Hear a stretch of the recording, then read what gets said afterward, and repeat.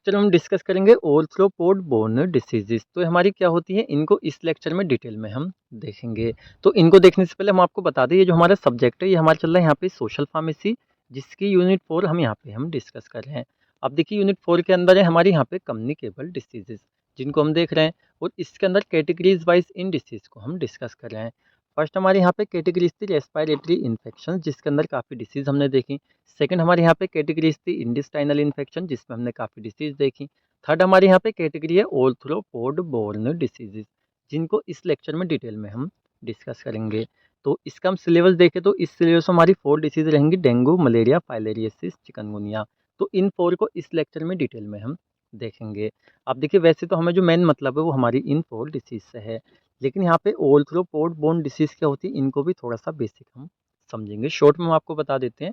असल में हमारे जो ऑर्थ्रोपोड बोर्न डिसीज़ होती है इनका मतलब होता है जैसे हमारे वार्म वेदर वाले डेज होते हैं, मतलब कि जो हमारा गर्म माहौल होता है, जैसे कि सीधा कह सकते हैं हमारी जो गर्मियाँ होती हैं, इस टाइम पे क्या होता है हमारे जो कीड़े होते हैं जैसे मॉस्किटोज हो गए, हम कह सकते हैं हमारे माइक्रोब्स, माइक्रो ऑर्गेनिज्म वगैरह, बैक्टीरिया, फंगी, वायरस, क्या होता है ना, जो हमारी वार्म वेदर होती है ना, गर्म दिन, इनमें ये ज़्यादा एक्टिव फॉर्म में होते हैं। तो इस कंडीशन में क्या होता है हमारे जैसे यहाँ पे ये ऑर्थ्रोपोड बोर्न डिसीज़ हैं, ये भी हमारी ज़्यादा फैलती हैं, इसलिए इनको इन कैटेगरी में हमने रखा हुआ है। तो काफ़ी सारी बातें हो गई। अब चलिए फर्स्ट हम देख लेते हैं यहाँ पे डेंगू। तो डेंगू हो गया, मलेरिया हो गया, फाइलेरियसिस हो गया, चिकनगुनिया। 3 हमारे फीवर हैं, चौथा जो हमारा फाइलेरियसिस होता है फीवर नहीं है, लेकिन इसके अंदर भी फीवर हमें कॉज होता है। तो ये हमारा हो गया। तो फर्स्ट हम देख लेते हैं यहाँ पे डेंगू। देखिए डेंगू को इंग्लिश और हिंदी दोनों में यहाँ पे हम डेंगू कहते हैं। तो चलिए फर्स्ट हम देख लेते हैं यहाँ पे इसकी definition. Dengue is a viral disease. Dengue क्या है, हमारी एक वायरल डिसीज है, क्योंकि वायरस से कोज होती है। Transmitted to human through the bite of infected mosquitoes. और देखिए यहाँ पे जो डेंगू होता है ये मॉस्क्यूटोज से हमें यहाँ पे कॉज होता है, मतलब कि जो मच्छर होते हैं वो इसके पॉजिटिव एजेंट होते हैं। अभी किस तरह से एक इन्फेक्टेड पर्सन से एक नॉर्मल पर्सन में ट्रांसमिट होता है, ये हम देखेंगे इसके मोड ऑफ ट्रांसमिशन में। और एक चीज़ और है यहाँ पे, also known as break bone fever, मतलब कि ब्रेक बोन फीवर का सीधा मतलब है हड्डियाँ तोड़ने वाला बुखार। ये हम इसको हिंदी में भी कह देते हैं, आई थिंक आपने काफ़ी बार सुना होगा। इसमें एक और हम देख लेते हैं, in severe dengue has a higher risk of death. देखिए एक चीज़ आप समझिए, आपने काफ़ी बार सुना होगा कि डेंगू आया और डेंगू से डेथ हो गई। एक तो जैसे मलेरिया हो गया, टाइफाइड हो गया, नॉर्मल हमारे फीवर हो गए, उनमें किसी किसी की डेथ देखने को मिलती है, हमारे ट्रीट हो जाते हैं। लेकिन क्या होता है जो डेंगू वाला केसेज है, तो इसमें कह सकते हैं 50-50 चांसेस रहते हैं। जिन बंदों को डेंगू यहाँ पे हो रहा है ना, उनमें 50% चांस यहाँ पे डेथ के भी रहते हैं, अगर डेंगू सही से हो जाता है तो। अब 50% हमारे ट्रीट हो जाते हैं, 50 के यहाँ पे डेथ होने के चांसेस रहते हैं। ये हो गया। अब हम देख लेते हैं यहाँ पे इसके पॉजिटिव एजेंट। ठीक है, हमारा जो डेंगू वायरस होता है जिसको यहाँ पे DENV के नाम से भी हम जानते हैं। तो इसके ना हमारे अलग अलग टाइप होते हैं, जिनसे किसी भी टाइप से हमें डेंगू हो सकता है। जैसे DENV फर्स्ट हो गया, सेकंड हो गया, थर्ड हो गया, फोर हो गया। तो अब ये भी क्या होते हैं ना, एरिया के हिसाब से होते हैं। जैसे सपोज कीजिए यूपी के अंदर हमारा फर्स्ट वाला फैल रहा है, साथ में हमारा जो उत्तराखंड है उसमें दूसरा फैल रहा है, या अदर हमारा हिमाचल प्रदेश है उसमें दूसरा फैल रहा है। तो इस तरीके से हमारे एरिया के हिसाब से भी देखने को मिलते हैं। अब नेक्स्ट हम देख लेते हैं यहाँ पे इसकी एपिडेमियोलॉजी, और एपिडेमियोलॉजी हमें यहाँ पे समझने वाली है। एपिडेमियोलॉजी में हम समझेंगे किस तरह से हमारा इसका इन्फेक्शन यहाँ पे फैलता है। तो मोड ऑफ ट्रांसमिशन देख लेते हैं। A healthy person gets the disease when he is bitten by an infected mosquito, जिसको हम डेंगू वायरस कहते हैं, सॉरी डेंगू मॉस्किटो कहते हैं। तो इसको आप ऐसे समझिए जैसे कि एक है यहाँ पे इन्फेक्टेड पर्सन, दूसरा है यहाँ पे अनइन्फेक्टेड, मतलब जिसको कोई भी इन्फेक्शन नहीं है। अब एक यहाँ पे जैसे हमारी मॉस्किटो है, वो पहले आती है यहाँ पे इन्फेक्शन वाले बंदे को काटती है। जब कोई भी मॉस्किटो काटता है ब्लड उसके अंदर जाता है और ब्लड इन्फेक्टेड हो जाता है, क्योंकि उसको यहाँ पे क्या है, डेंगू है। अब पहले इस मच्छर ने इसको काटा, और ऐसे नहीं है डायरेक्टली इसने दूसरे को काट लिया, थोड़े टाइम प्रोसेस चलती है, प्रॉपरली उसके अंदर ये डेवलप होता है। उसके बाद में इसने क्या किया, इसने एक नॉर्मल पर्सन को काट लिया जिसको कुछ नहीं था। अब क्या होता है, ये जब ये काटती है दूसरे को, तो क्या करती है, इसके अंदर ये सलाइवा छोड़ती है। अब इसका सलाइवा जब उसकी एक नॉर्मल पर्सन की बॉडी में जाता है, तो ऐसे नहीं है एकदम से ये कोज हो गया, इसकी बॉडी में ही गया, प्रोसेस चली बॉडी में। अभी प्रोसेस क्या होती है, एक लंबी प्रोसेस है, हम डी फार्मा सेकेंड ईयर में फार्माकोथेराप्यूटिक में हम आपको बताएंगे। तो वहाँ पे क्या होता है, ये होता है, और उसको जो नॉर्मल पर्सन है उसके अंदर डेंगू यहाँ पे कोज हो जाता है। तो इस तरीके से एक नॉर्मल पर्सन से, मतलब एक इन्फेक्टेड पर्सन से नॉर्मल पर्सन के अंदर हमारे मॉस्किटोज के थ्रू ये डेंगू यहाँ पे ट्रांसमिट हो जाता है। तो आई थिंक ये आपको अच्छे से समझ में आया होगा। इसमें नेक्स्ट हम देख लेते हैं इंक्यूबेशन पीरियड। तो जो एक नॉर्मल पर्सन के अंदर यहाँ पे मॉस्क्वीटो अपना सलाइवा छोड़ रही है, तो 4 से 10 दिन के अंदर पूरी प्रोसेस चल के यहाँ पे सिम्टम इसके नज़र आते हैं। ये हो गया।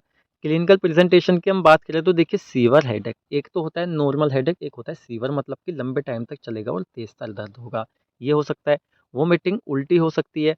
अच्छा, यहाँ पे muscle and joint pain muscle pain सीधा कह सकते हैं, हड्डी तोड़ बुखार हम कहते हैं, तो ये होता है। फीवर, बुखार तो यहाँ पे आएगा ही, बुखार के हमारे एक टाइप है यहाँ पे, मतलब बुखार ही होता है, बाद में वो डेंगू निकल आता है। साथ में लो ब्लड प्रेशर हो सकता है, यहाँ पे स्वेलन ग्लैंड्स, हमारी जो ग्लैंड्स होती है उसमें सूजन आ सकती है। स्किन पर रैशेज हो सकते हैं, साथ में पेन बिहाइंड दी आइज, मतलब इसे आंखें हैं इनके बिहाइंड आपको पेन फील हो सकता है, ये हो गया। अच्छा, इसमें देख लेते हैं अब भाई, यहाँ पे डेंगू है तो यहाँ पे फार्मासिस्ट के क्या रोल होते हैं इनको प्रिवेंशन करने में। अब डेंगू है तो काफ़ी सीरियस यहाँ पे लिया जाता है, जैसे mosquito control by individual and community. तो फार्मासिस्ट का देखिए रोल है कि ना कि जो पेशेंट है जिसको हुआ है वो, उससे अलग सोसाइटी जो कम्युनिटी के लोग हैं उनको भी मॉस्क्यूटो से प्रोटेक्ट किया जाए। अब इसके लिए कैसे प्रोटेक्ट किया जाएगा, सलाह वगैरह दी जाएंगी, जैसे infected individual should be isolated. पहले तो जो इन्फेक्टेड पर्सन है उसको आइसोलेट करना चाहिए जिससे कि औरों में ना फैले। उसके बाद में यहाँ पे क्या हो सकता है, जैसे proper covering of stored water. क्या होता है, हमारे जो मेनली मॉस्किटोज होते हैं वाटर में बैठते हैं, वाटर में अगर वो बैठ रहे हैं अपने सलाइवा छोड़ रहे हैं, उस वाटर को फिर कोई पी ले तो क्या हो जाएगा, सलाइवा उसकी बॉडी में जाएगा, उसको यहाँ पे डेंगू हो जाएगा। तो यहाँ पे जो वाटर है उसको कवर करने की सलाह देनी चाहिए, साथ में personal protection from mosquitoes bite. अब मॉस्किटोज की बाइट से किस तरह से अपना प्रोटेक्शन कर सकते हैं, काफ़ी सारे आप नेट्स यूज़ कर सकते हैं, मच्छरदानी, साथ में आप जाली वाले कपड़े पहन सकते हैं, या आप जो क्या होता है हाफ आस्तीन के कपड़े पहनते हैं फुल में पहने जिससे मॉस्किटो आपको बाइट ना करें, ये हो गया। साथ में educating the community on the risk of mosquito borne disease, या जो कम्युनिटी सोसाइटी के लोग हैं भाई उनको एजुकेट करना चाहिए, एक फार्मासिस्ट को बताना चाहिए कि मॉस्किटो से कौन कौन सी बीमारियाँ हो सकती हैं, किस तरह से कैसे। तो इसलिए क्या होगा, जो लोग हैं वहाँ पे मॉस्किटो से थोड़ा सा बच के रहेंगे, तो यहाँ पे ये रोल होते हैं। सेकंड यहाँ पे हम देख लेते हैं मलेरिया। तो मलेरिया भाई एक ऐसी डिसीज़ है जो आई थिंक आप में से सभी को कभी ना कभी ज़रूर हुई होगी, कुछ दिन के लिए लेकिन हुई होगी। कुछ को ज़्यादा डेंजर हो जाता है, कुछ को नॉर्मल। और मलेरिया को ईज़िली ट्रीट भी कर लिया जाता है, हालाँकि इसमें डेथ वगैरह देखने को मिलती हैं, लेकिन उतनी नहीं जितनी कि डेंगू वगैरह और मिलती हैं। तो मलेरिया क्या है, हमारा एक फ़ीवर है, नॉर्मली फ़ीवर हुआ, आपने ब्लड टेस्ट कराया, आपको पता चला मलेरिया है, उसके बाद एंटी मलेरिया ड्रग हम लेते हैं।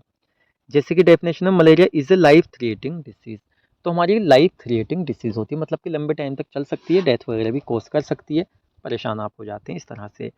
Transmitted through the bite of, अब भाई हमारी क्या है, हमारी ये भी मॉस्किटो से यहाँ पे कॉज होती है, तो transmitted through the bite of an infected female anopheles mosquito.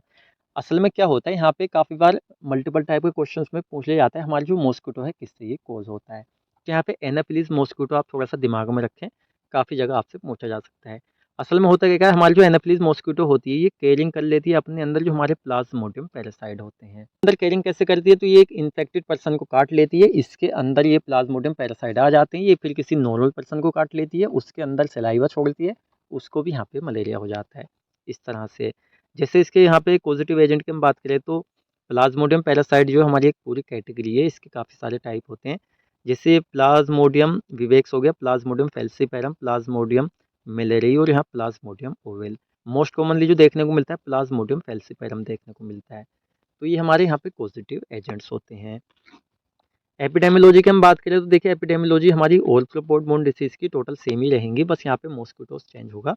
जैसे कि एपिडेमियोलॉजी में फर्स्ट है मोड ऑफ ट्रांसमिशन, तो it is transmitted by the bite of an infected female anopheles mosquito. भाई सीधा क्या हो रहा है, फीमेल एनाफिलिस मॉस्किटो एक पहले इन्फेक्टेड पर्सन को काट रही है, वहाँ पे जो प्लाज्मोडियम पैरासाइट अपने अंदर ले रही है, एक नॉर्मल पर्सन के अंदर काट रही है, सलाइवा छोड़ रही है, उसको वहाँ पे ट्रांसफ़र हो रहा है।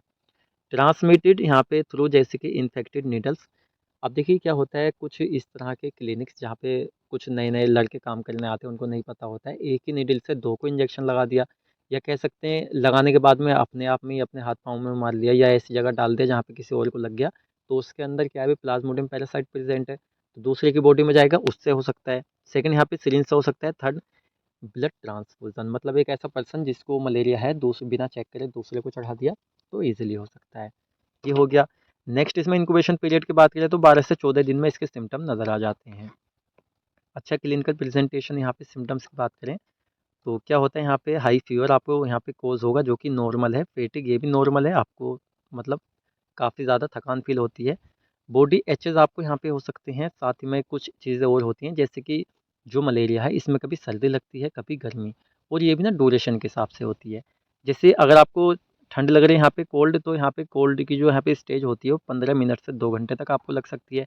उसके बाद गर्मी आपको लग सकती है 2 से 6 घंटे तक, और स्वेटिंग और एक ऐसी स्टेज जिसमें आपको पसीना आएगा जो कि 2 से 4 घंटे तक आपको आ सकता है।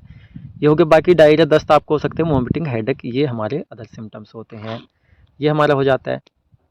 अब इसमें नेक्स्ट हम देख लेते हैं रोल ऑफ फार्मासिस्ट। भाई यहाँ पे क्या रोल है फार्मासिस्ट के मलेरिया के प्रिवेंशन में। Role of pharmacist in prevention of malaria, इस तरह से हम कह सकते हैं, जिससे early diagnosis using blood sample.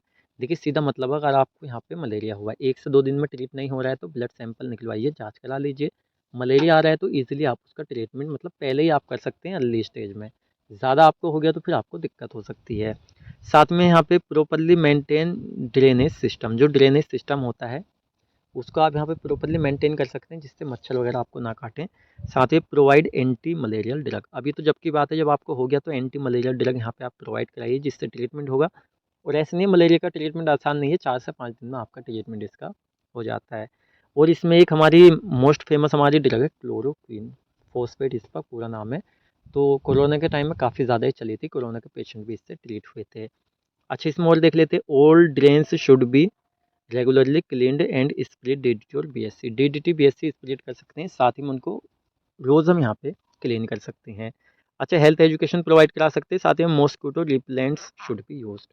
वो सब चीज़ें जिनका यूज़ करके आप मॉस्किटोज़ को यहाँ पे रोक सकते हैं बाइट करने से, तो वो चीज़ें भी आप यहाँ पे यूज़ कर सकते हैं। तो हमारी जो यहाँ पे डिसीज़ थी डेंगू और मलेरिया हमारी कंप्लीट हो जाती है। इसके अंदर थर्ड यहाँ पे डिसीज़ हम देख लेते हैं फाइलेरियासिस, जिसको हिंदी में हम कहते हैं फाइलेरिया। देखिए ये हमारी काफ़ी ख़तरनाक डिसीज़ है। एक तो ऐसा होता है भाई, ठीक है आपको फ़ीवर आ रहा है, लेकिन फ़ीवर में भी आपकी बॉडी तो कम से कम नॉर्मल है। डेंगू है, मलेरिया है या चिकनगुनिया है, तो आप नॉर्मल है, आपकी बॉडी का साइज़ बिल्कुल सेम है और आप इजीली वहाँ पे सर्वाइव कर रहे हैं।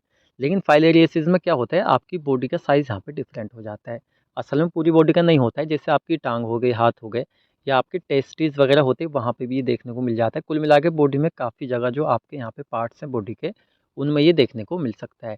इसको यहाँ पे फील पाँव और हाथी पाँव भी कहते हैं हम हिंदी, मतलब हाथी के जैसा पाँव हो जाता है बड़ा, इस वजह से। स्क्रीन पर आप देख लीजिए, कुछ इस तरह से हमारा ये होता है। तो चलिए इसकी डेफिनेशन फर्स्ट हम देख लेते हैं। It is A communicable disease which is transmitted through, मतलब हमारी कम्युनिकेबल डिसीज है जो ट्रांसमिटेड होती है through mosquito bytes affecting mainly lymphatic system. अब क्या होता है भाई, मॉस्क्यूटो वाली डिसीज हम देख रहे हैं, तो मॉस्क्यूटो के बाइट करने से हमारी ये होती है। मॉस्क्यूटो को बाइट करने के बाद में जब इसका पॉजिटिव एजेंट बॉडी में आता है, तो हमारा जो लिम्फेटिक सिस्टम होता है उसको मेनली ये अफेक्ट करती है, जिससे हमारी ये कंडीशन यहाँ पे होती है। मतलब यहाँ पे ओवर ग्रोथ हो जाती है टिश्यूज़ की, जो नहीं होनी चाहिए उससे ज़्यादा हमारी हो जाती है। पॉजिटिव एजेंट की यहाँ पे हम बात करें तो यहाँ पे वुचेरिया बैनक्रॉफ्टी, साथ में यहाँ पे बुर्गिया मेलेई और साथ में यहाँ पे बुर्गिया टिमोरी, ये इसके पॉजिटिव एजेंट होते हैं, जो कि एक मॉस्क्यूटो के थ्रू एक इन्फेक्टेड पर्सन से नॉर्मल पर्सन में जाते हैं और वहाँ पे इस चीज़ को कोस करते हैं। एपिडेमियोलॉजी हम देख लेते हैं, जिसमें कि फर्स्ट है हमारा मोड ऑफ ट्रांसमिशन। देखिए मोड ऑफ ट्रांसमिशन सीधा है, मच्छर के थ्रू यहाँ पे बाइट किया जाता है, जो हमारे यहाँ पे पॉजिटिव एजेंट है उसकी बॉडी में पहुँचा दिए जाते हैं। यहाँ पे जो ट्रांसमिशन है ये हमारा ये हो जाता है। जैसे it is spread through bytes of infective female. अब यहाँ पे फीमेल देखिए, फीमेल लड़कियाँ भी खतरनाक होती हैं, साथ में मच्छर भी खतरनाक होते हैं, ये तो आपको यहाँ पे कंफर्म हो रहा होगा। तो यहाँ पे कुलेक्स मॉस्क्यूटो, फीमेल कुलेक्स मॉस्क्यूटो होती है, जिससे हमारी ये कॉज होती है। इसमें एक लाइन और है यहाँ पे, जैसे यहाँ पे मोनसोनिया मॉस्क्यूटोस ट्रांसफर बी मलाई और साथ ही में एंड बी टिमोरी। अब क्या होता है, जैसे यहाँ पे हमारी मॉस्क्यूटो है मोनसोनिया, ये क्या कर देती है, यहाँ पे ट्रांसफ़र कर देती है बी मलाई और साथ में यहाँ पे बी टिमोरी, हमारे यहाँ पे समझिए बुर्गिया मेले, साथ में बुर्गिया टिमोरी, क्या होता है इनको ये एक से दूसरे में ट्रांसफ़र कर देती है। ये हो गया। इसका नेक्स्ट यहाँ पे हम देख लेते हैं इंक्यूबेशन पीरियड। अब देखिए ये जो हमारी डिसीज़ है थोड़ी सी अलग हटके है, जैसे मलेरिया हो गया, डेंगू हो गया, उन दोनों से काफ़ी डिफरेंट है, तो इसका इंक्यूबेशन पीरियड काफ़ी ज़्यादा होता है। तो यहाँ पे 6 टू 18 मंथ, मतलब 6 से 18 महीने का टाइम लग जाता है यहाँ पे ये चीज़ होने में। नेक्स्ट हम देख लेते हैं क्लिनिकल प्रेजेंटेशंस सिम्टम। देखिए इस डिसीज़ के अंदर इसके जो सिम्टम है ना, ये मेन चीज़ है यहाँ पे अच्छे से इसको समझने के लिए। जैसे फीवर, चलिए फीवर आ गया, थिकनिंग ऑफ स्किन, जो स्किन है ना उसमें आपकी यहाँ पे थिकनिंग हो सकती है। साथ में ब्लाइंडनेस इन मेल, जो मेल होते हैं उनके अंदर ब्लाइंडनेस, अंधापन भी देखने को मिल सकता है। साथ में यहाँ पे लिम्फेजाइटिस हो सकता है और यहाँ पे लिम्फ एडेनिटिस हो सकता है। और एक चीज़ यहाँ पे जो हमारा सबसे मेन पॉइंट है समझने वाला, एलिफेंटिएसिस ऑफ जेनिटल्स, जैसे यहाँ पे लेग्स हो गए, आर्म्स हो गए या अदर भी हमारे हो सकते हैं। देखिए हमारे जो यहाँ पे जेनिटल्स होते हैं, सीधा हमारे जो जैसे लेग्स हो गई, हमारी टांगें हो गई, हमारे हाथ हो गए, या जेनिटल्स में और हम कह सकते हैं जैसे हमारे टेस्टिस होते हैं या और भी हमारे पार्ट हो सकते हैं। इनमें यहाँ पे क्या हो जाता है, एलिफेंटिएसिस का मतलब है एलिफेंट की तरह हो जाते हैं बड़े बड़े। जैसा आप स्क्रीन पे देख लीजिए कुछ इस तरह से। अब देखिए शर्माने वाली बात नहीं है, यहाँ पे आप मेडिकल स्टूडेंट हैं, तो हर एक चीज़ आपको यहाँ पे क्लियर होनी चाहिए। तो इस तरह के सिम्टम यहाँ पे नज़र आते हैं। अब चलिए नेक्स्ट हम देख लेते हैं यहाँ पे रोल ऑफ फार्मासिस्ट। तो same measure as like malaria control. अब देखिए सीधा कहने का मतलब है यहाँ पे मॉस्किटो से कोज हो रहा है, तो यहाँ पे जो मलेरिया वाले हमारे वो रहेंगे, जो एडवाइस फार्मासिस्ट दे रहा है वही हमारे सेम रहेंगे। ट्रीटमेंट यहाँ पे हमने इसका लिखा हुआ है क्योंकि खतरनाक डिसीज़ है, तो यहाँ पे diethylcarbamazine is the drug of choice, मतलब एक चॉइस ड्रग है, इसको यहाँ पे हम ले सकते हैं। एक्सेट्रा हो गया। डिसीज नंबर 4 यहाँ पे हम देख लेते हैं चिकनगुनिया। अब देखिए इंग्लिश में हम इसको कहते हैं चिकनगुनिया और हिंदी में कहते हैं इसको चिकनगुनिया। तो चिकन जो है खाने की चीज़ है, चिकनगुनिया हमारी एक डिसीज़ है, तो इस डिफरेंट को आप थोड़ा सा समझिए। तो ये क्या होता है, हमारे एक टाइप का फीवर ही होता है और ये हमारे मॉस्किटोज के बाइट करने से फैलता है। जैसे डेफिनेशन देख लेते हैं, it is a viral disease spread to people by the bite of an infected mosquito. Mainly जैसे दो नाम लिखे हुए हैं, आई थिंक हमसे थोड़ा सा अटपटा नाम नहीं लिया जा रहा। तो ये जो हमारे दो मॉस्किटो होते हैं, मेनली इनके बाइट करने से, मतलब ये इन्फेक्टेड होते हैं किससे, यहाँ पे चिकनगुनिया के वायरस से, और ये एक नॉर्मल पर्सन को काट लेते हैं तो उनमें ये चीज़ हो जाती है, मतलब कि फैल जाता है, ट्रांसमिट हो जाता है। अब इसमें नेक्स्ट हम देख लेते हैं इसके पॉजिटिव एजेंट। तो हमारे चिकनगुनिया वायरस होते हैं जो कि इसके पॉजिटिव एजेंट होते हैं, इसलिए हमारी एक वायरल डिसीज़ है। अब नेक्स्ट हम देख लेते हैं इसकी एपिडेमियोलॉजी। तो एपिडेमियोलॉजी लगभग हमारी सेम रहेगी, वही मोड ऑफ ट्रांसमिशन हमारे जो जैसे it is transmitted to people through the bite of an infected mosquito. एक इन्फेक्टेड मॉस्किटो है जिसने पहले इन्फेक्टेड पर्सन को काटा, उसके बाद में नॉर्मल पर्सन को काटा, उसके अंदर ट्रांसमिट हो गया। इनक्यूबेशन पीरियड की बात करें 3 से 7 दिन यहाँ पे हो सकते हैं, मतलब इतने में सिम्टम नजर आ सकते हैं। क्लिनिकल प्रेजेंटेशन कौन से सिम्टम नजर आएंगे, फीवर तो हमारा भाई है ही है, साथ में जॉइंट पेन हो सकता है, सर दर्द हो सकता है, जॉइंट स्वेलिंग, आपके जॉइंट्स हैं उनमें स्वेलिंग इन्फ्लेमेशन आ सकती है, साथ ही में रैशेज, आपकी स्किन पे रैशेज हो सकते हैं, चिल्स, आपको सर्दी लग सकती है, एनोरोक्सिया आपको हो सकता है, पेटिक थकान हो सकती है, नोजिया घबराहट आपको हो सकती है। ये यहाँ पे इसके सिम्टम होते हैं। अच्छा रोल ऑफ फार्मासिस्ट की बात करें तो सेम मलेरिया वाले हमारे यहाँ पे रहेंगे। तो हमारे जो यहाँ पे ये कैटेगरी थी ऑर्थ्रोपोड बोन डिसीज हमारी यहाँ पे कंप्लीट हो जाती है। देखिए हमने एक एक पॉइंट को अच्छे से समझाने की कोशिश की है, इसके बाद भी आपका कोई डाउट है आप मुझसे कमेंट सेक्शन में पूछ सकते हैं। तो अगर आपको लेक्चर अच्छा लगा है, मतलब आपको लगा है कि अच्छे से डिसीज़ हमारे लिए काफ़ी हेल्प मिली है, तो आप चैनल को सब्सक्राइब कर सकते हैं, अपने फ्रेंड्स के साथ शेयर कर सकते हैं। वीडियो आपको अच्छा लगा है, वीडियो को लाइक कर सकते हैं। नेक्स्ट जो हमारे यहाँ पे वीडियो लेक्चर रहेगा उसके अंदर यहाँ पे हम डिस्कस करने वाले हैं सरफेस इन्फेक्शन, जिसके अंदर हमारी जो सारी डिसीज़ हैं इनको हम देखेंगे। तो ये हमारा जो लेक्चर है यहीं पे कंप्लीट होता है। अब हम मिलते हैं जल्दी आपसे नेक्स्ट वीडियो लेक्चर में।